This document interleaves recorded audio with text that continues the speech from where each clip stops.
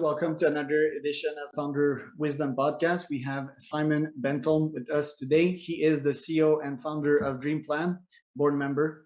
He has done lots of things. He's written some books and worked at a bunch of very cool, interesting companies in the past couple of years. So, Simon, can you introduce yourself and tell us a bit more about DreamPlan? I can try. Thank you for having me. Right, please try. Yeah. So I have a background in behavioral science and machine learning from way before both of those two subjects were cool, or became cool, right? Yeah. Did a couple of businesses on that, sold some of that off and things like that. And now I founded DreamPlan together with a good friend, and I'm in the board there. And what we are basically trying to do is democratize financial well-being. Okay. So, the classic wealth management that you get when you're owning assets for like a couple of $1 million, right? Yeah. We are trying to bring that down to everyone digitally. Mostly because it's actually more impactful to give it to the medium income families than the other ones actually. But what we see right now is basically that also the ones that in the banks or at their financial advisors were supposed to get the advice are actually seeking up us as well. But very much focused towards like optimizing the private economy across like a pension, across your house or your mortgage, savings and investments, and basically also from a tax perspective. Yes, that's basically it. Okay, so let's take. So who's your average client at DreamPlan? Are they entrepreneur or are they people with normal job, 9-to-5ers? With some savings / economies? So I would love, so my dream, our dream customers are the ones where we're talking about, where it's basically unknowns. So they go into this not knowing even that there is something called wealth management, or which questions to ask. So they basically know nothing about this. Just think of the most regular family you can think of, basically, right? Middle income, middle house, basically everything, right? Because the impact you give them is fairly big when you actually look at the long perspective. But at the same time, of course, we are on a journey with the VCs. So of course you'll have to watch your customer acquisition costs and stuff like that. And it's just easier or cheaper to pick the ones that also know this category and why we are different and why it's easier with us and stuff like that. So we have both. So we have the ones that typically would either spend a lot of time reading and then challenge their banking advisor or go to a private financial independent advisor, and then we have all the ones that have never thought about this. And for I think last month we were around our average user gained $200,000 on average. On what period of time? 10 years? It's in their lifetime basically. So what we do is say there's an optimal point. That's when you hit retirement, where where your assets are divided like this for you to have the perfect senior life. And then we basically optimize every year up until then. Of course, incorporating what dreams people might have and things like that. And we have had amazing experiences with people that didn't know how wealthy they actually were. That's like we had. So when we started years back doing some beta tests, we did we were allowed to go out with advisors to test the algorithm and see what comes out of it, right? Yeah. And for instance, 2 ordinary school teachers, no private schools or anything, owning a medium house and things like that. They were seeking out the advisors because they were thinking, like, when they look at their short money, as we call it, so their monthly budget, they were like, they spend it all, basically. Okay. That's more or less how you do, right? Yep, so if you closing in on the end of the month, you have money left, you start just buying better wines or whatever suits you, right? And they would like a second car, right? So that was actually why they seeked them up, and it turned out that we actually got them with optimizing their assets. So basically, we say, if you get $100 in your hand right now, is it better to put it on your pension fund? Is it better to put it in your investments or in savings, or is it better to pay off some of your mortgage, right? And then they ended up going out of that meeting where we projected they would be $1.3 million richer when they hit pension age, right? So that would be like 65, and how old are they? Like 30? They were mid-30s, right? I think 68 it was the retirement age. Okay, well, that's a projection, but is that like what happens on a yearly basis? Do you have the telltale sign that this is indeed going to happen, or? So of course we cannot know what the future looks like. Yeah. And this is where we differentiate us a lot, because, well, most people don't get this sort of advice unless they are buying a house or something big like that, and then the bank will please do not contact us for the next 10 years until you buy the next house, right? And the amazing thing about this is, you can talk to your bank advisor, your financial advisor, and saying, right, I expect this and this to happen, and when I hit that age, I expect I would I need my kids to go to a certain kind of school or things like that. And I think it's like well, I think it was Mike Tyson who said, everybody's got a plan until I hit them in the face, right? And it's the same thing with reality, right?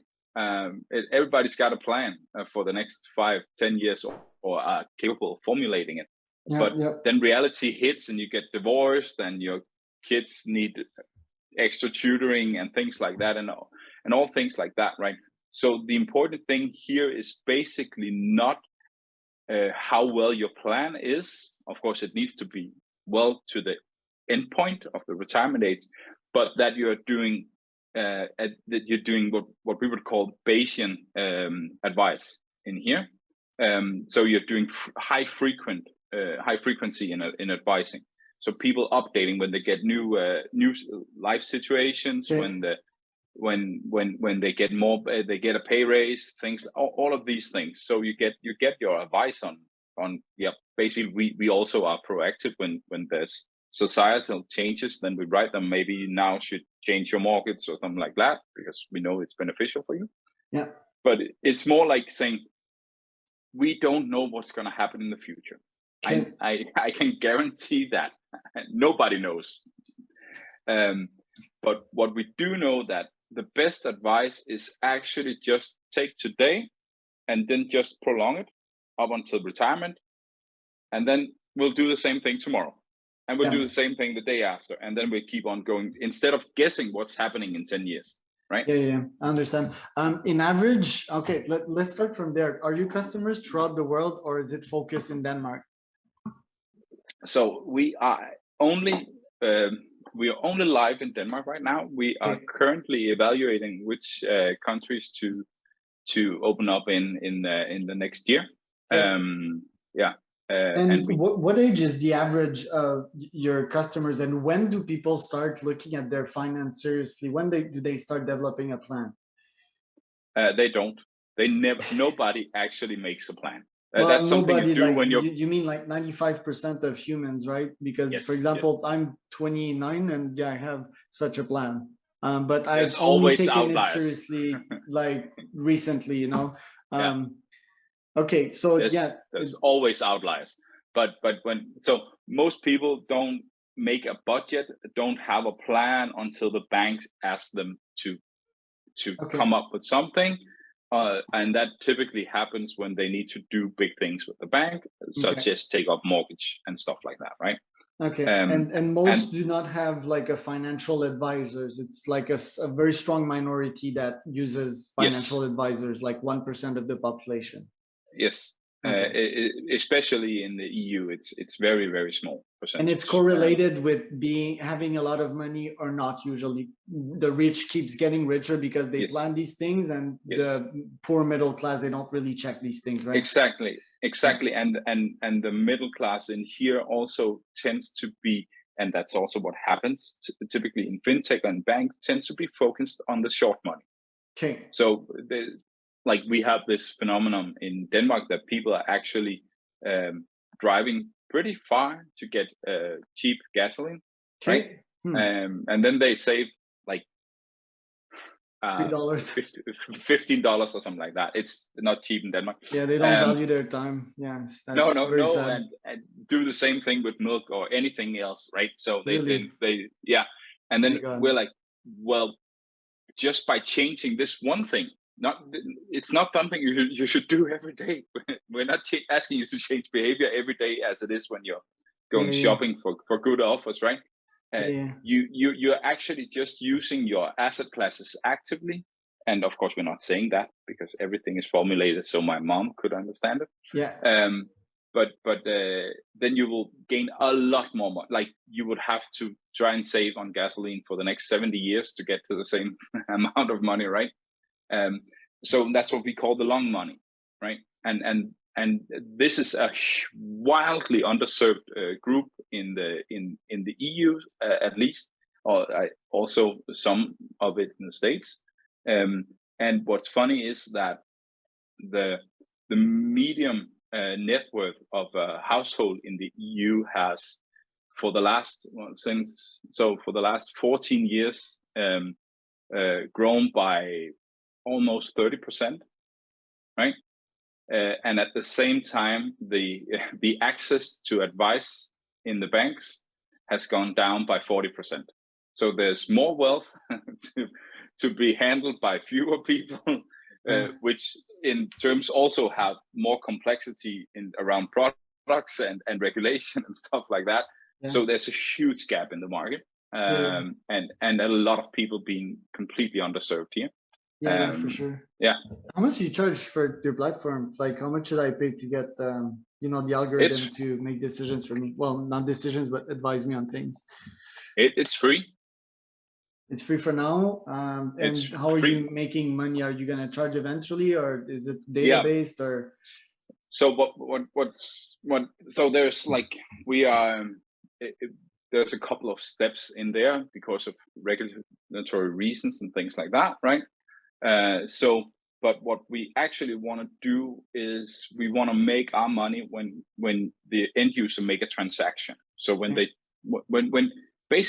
when we fix their damn problem, right? When we fix the problems, when we change their retirement plans, the pension plans and things like that, when we change the mortgage plans, when we set up savings, when we set up investments and things like that, then we would really love what I would eventually like to have is basically a cut of the cake. So if I give you, I don't know, a couple of $100,000, then I would just have a percentage or something like that. Like there's I love those no cure, no pay deals, but it's really, really hard to do that today. So on what transactions do you take your fees in the end? If I'm not going to pay, what do you mean? So when you refinance your mortgage, for instance, right? We go direct to the bank or that for you, and then of course they save on their advice, and hopefully at some point they would say, well, maybe then we don't charge that much for the administration fee on it.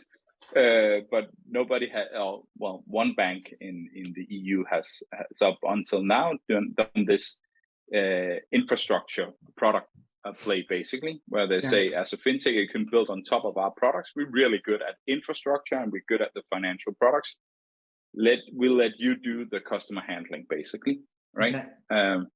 And we would love more of that because that fits directly into our strategy, of course. And we know that regulatory, then there are some things coming up in the next couple of years from the EU legislation that actually forces some of the financial institutions to down that road, right? Okay. We see. And coming back to your fee, is it like a mortgage broker in which you charge like 0.5% of the whole mortgage you found for the remortgage? No. Is that how it works, or? No. Then we'll just do like, all right, so we'll refinance this for you. We'll make sure this happens, and then it cost you around $80, and then we're done.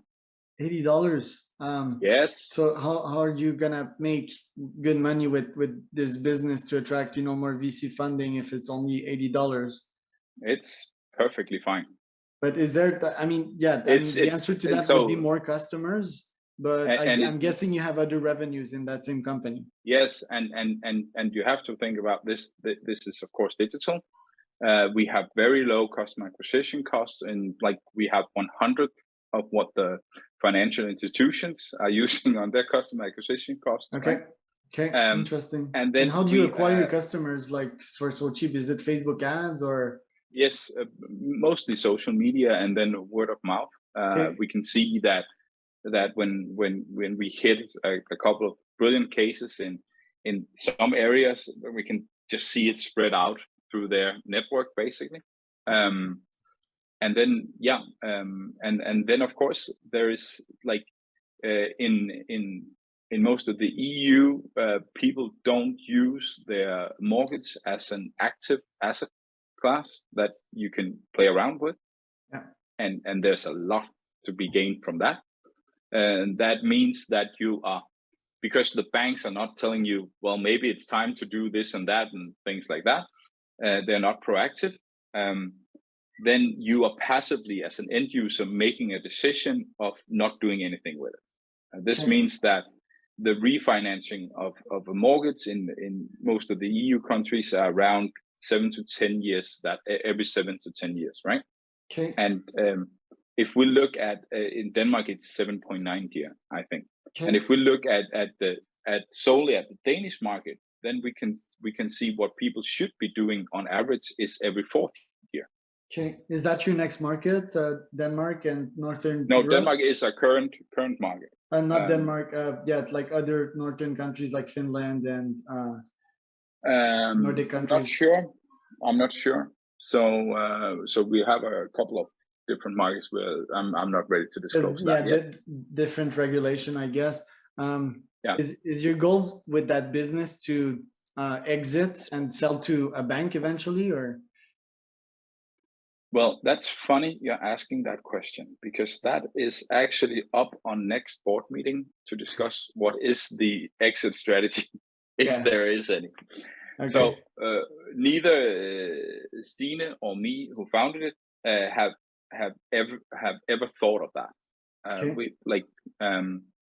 We are doing this because there's a huge gap in the market, and basically because middle to low income families are struggling because they are not getting the financial advice they actually need. Then everything stops there, basically. That was the, like, then we just need to take over the world. For sure. Yeah. If we take the teacher example at 1.2 million a year, so basically it's like 5 to 10% returns on a yearly basis compounded. Is that it? It could be, yeah. It's not that simple, because we have a progressive taxation in Denmark and things like that. So it's all, it's not that simple. Yeah, it can get a bit more complicated than that, but like that's basically how you create 1.2 million in like 20 to 30-ish years. Yes. If you're go ahead. No, I think in most cases, we can see that what happens is, and I'm going kind of out on a string, and I hope you bear with me. That's fine. What happens is that people don't treat mortgage debt as, or they actually treat mortgage debt as every other debt. Basically, nobody wants that, right? Banks have been trying to teach people about this for decades. Yeah. And it's like communication is not going to solve this problem, right? Okay. You need some products around it. Okay. And my take on that would be, we don't have any biological organism on this planet that is not centered around owning a domain. Okay. Which means every animal and every like cells and stuff like that have a domain. They need a domain for striving and things like that. That's a property, and that means a piece of territory. Exactly. Yeah. And then for years it's been no, this is a cultural thing, right? So we got the generation of the hippies that now wants to be free from all debt. I think no, that also goes for every other generation, and we can see that in our data. So basically, in most cases, it is projecting how much would your current property be worth when you hit your retirement age. Okay. And at that point, right? At that point, what would be the optimal amount of the property that is alone for you to be able to still live in it for the next 20, 30 years and paid off and have a nice life, and for you to have made up until then the maximum amount of money you needed, or to live the life you actually wanted, right? That's interesting. And so it's basically people, and for all I care, people can be free from their mortgage debt if they want to. They just need to know what is the financial cost of that. So that might be comforting for some people, right? Saying like, I own nothing in my house. That might actually be worth it for somebody, but they need to make a judgment call on, is this, if I'm losing out on $300,000 for that feeling of security in my stomach, is it worth it, basically, right? Got it. That's super interesting, because I have the same philosophy with debt. Debt is just something that's mental, and if you're gonna stress about it, and if you're gonna lose some time about it, like, I think first people need to chill out with debt. It's just a mental construct, and I think that the masters in this business world, they're masters at financial games and at mastering debt, and that borrowing on cheap money and borrowing more and convincing more people to loan them money and so forth. I mean, that's how Donald Trump did. I mean, in everything considered equal, there was some good and bad, but like financially, Trump, he did very well, and that's what he did. That was his strategy, and that's the main strategy used by many real estate investors as well. Exactly, and just because ordinary people are not used to that way of thinking, they're thinking of debt as a loan that I need to repay, right? Yeah. Then they are missing out on a lot of opportunities. One thing I just need to tell you that one. I was like, it was a 55-year-old guy who, like, it was also back when we tested the algorithms, because that was when we actually had some of the fun talks with the clients. That we talked directly to them, right? Yeah. And we found him just around, I think it was, he wanted the optimization done on a monthly basis because he needed to free up some money now. And we found him around $1,000 a month. Okay. And then he said to us, can you then make a savings account where we transfer those $1,000, and then we'll wait 4 years, and then I can afford the motorbike I always wanted. Wow. Right? Yeah. And I was like, would you please? That's an expensive bike. Yeah, it's in Denmark. But then I looked at him and said, would you please just stop for a second. Lending money for something with collateral in it is the cheapest money you can lend, right? Yeah. Right? It's a motorbike. Who knows if you are capable physically of handling it when you're 59? True. I would assume that in a lifespan of 10 years, let's just assume that you can use it in 10 years, you would pay $2,000 extra for lending the money today and go buy the bike tomorrow. Yeah. But isn't that worth it for you, for your life dream, instead of waiting 4 years, right? I was like, would you please go out and live your life? You basically have put a lot of money into your walls in your property, yeah. and you have a lot of assets basically that you don't consider asset. True that. And yeah, so this is actually what we want is people to be able to live the life they can afford. Not the one if it's their life goal, their bucket list, especially. Yeah, it needs it. You can't wait for that. That was very insightful interview, Simon. Thank you for that. It's already over. I learned a lot of things today, and it kind of opened my mind financially. So thank you for that. Where can people find out more about you? They can go to DreamPlan.io or my LinkedIn profile, Simon Bentholm. That's basically it. I don't have time to do marketing. Yeah. That's good. That's perfect for people to find you out. So DreamPlan.io, Simon Bentholm on LinkedIn, founder and board member of DreamPlan.io. Simon, thank you so much. Have yourself a great day. We'll be in touch. Bye.